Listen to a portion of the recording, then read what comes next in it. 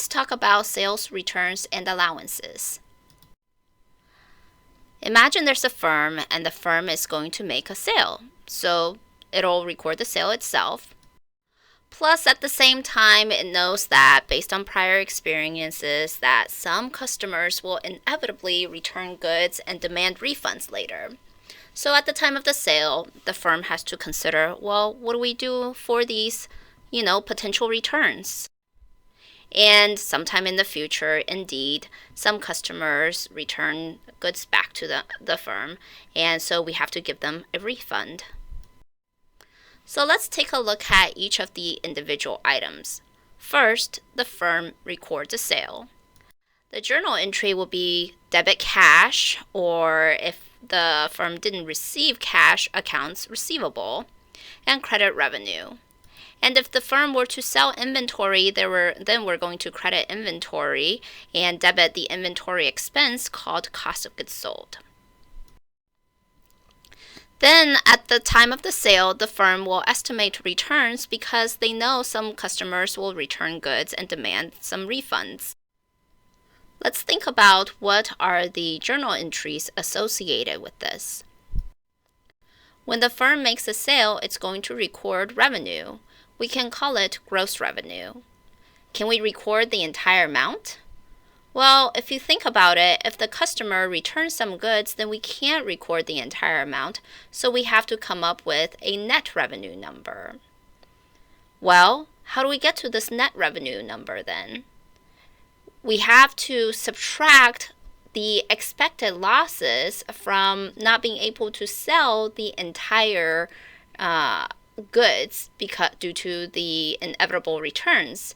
And so this is not really an expense, but we want to reduce our revenue, so we're going to create what's known as a contra-revenue account.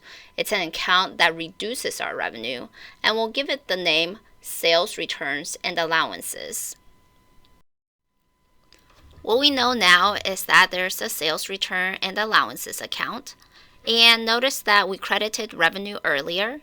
Since we have to subtract the sales returns and allowances from the revenue, then it must go on the opposite side.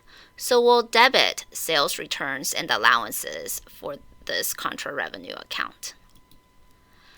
And then we know that our customers might be giving back our inventories, but we're not sure how much.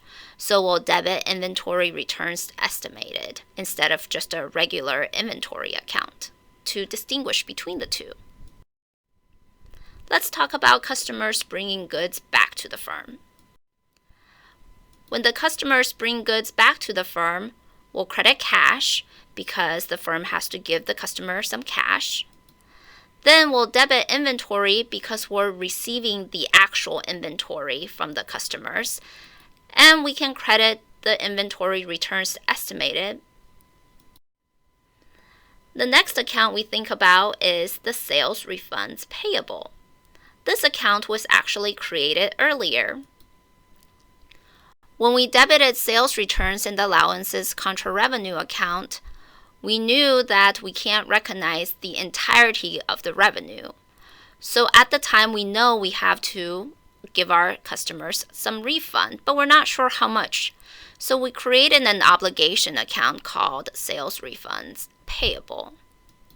Finally, we're going to credit cost of goods sold. Really, this is to reverse the journal entry that we had done earlier. Let's work on an example. On January 1st, BiteSizeQ&A company sold $1,000 worth of inventory. The inventory originally cost BiteSizeQ&A $500. They estimate that 20% of all goods sold will be returned. On March 3rd, a dissatisfied customer returns $100 of goods back to BiteSizeQ&A. So let's think about what happened on January 1st and March 3rd. On January 1st, they made the sale. So they're going to debit cash for $1,000 and credit the revenue for $1,000. And since the inventory originally cost BiteSizeQ&A $500, inventory is going to go down by $500, and we'll debit cost of goods sold, the inventory expense account. Next, they estimated that 20% of all goods will be returned. 20% of $1,000 means about $200 worth of goods will be returned. So we will debit sales returns and allowances contra-revenue account for $200. Essentially what this is saying, and combined with the earlier revenue account, is we made a gross sales revenue of $1,000, but we're expecting that maybe we are only going to be able to sell 80% of it, so 20% is estimated to be returned. And so really the net revenue that we're expecting is about $800. For the inventory, when they return it, we're going to estimate that to be about $100 or 20% of $500, and we'll debit inventory returns estimated account. On March 3rd, when the dissatisfied customer comes back and returns $100 of goods back to BiteSizeQ&A, we'll credit cash for $100. Note the company sold $1,000 in inventory, but it only cost them $500, so the profit margin is about 50%. That means if a customer returns $100 worth of goods, the goods only cost the company 50% of $100 or $50. We'll debit inventory by $50 and credit inventory returns estimated by $50. Associated with the cash is the sales refunds payable, and that's got to be a same amount, so it's $100.